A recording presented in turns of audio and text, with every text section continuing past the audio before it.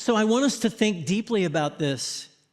God's timing was right for the world, but it seemed very wrong for Mary and Joseph personally. And because Mary and Joseph chose to say yes to God at a high personal cost, the rest of us and the rest of the world has benefited. So does that tell you anything about God's timing in your life? Perhaps when God's timing for you seems all wrong, He is actually working for the good of many others. And friend, just because God's timing is not convenient for you does not mean that God's sense of timing is flawed.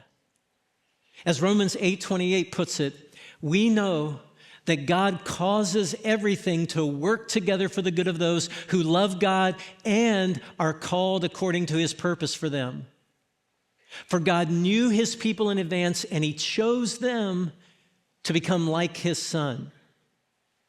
Think about that. God chose us to be like His Son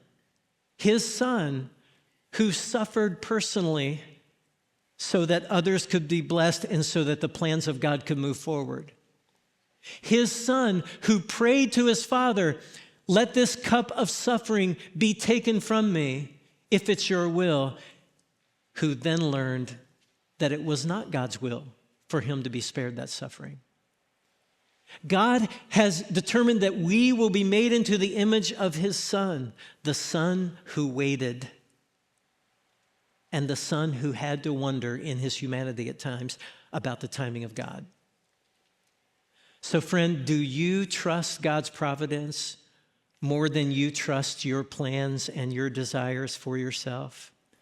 Oh, that is an easy question for me to ask. It is a very tough question for me to answer, because I really trust my plans and my desires for myself. But I want to trust God's providence more than I trust my desires for myself.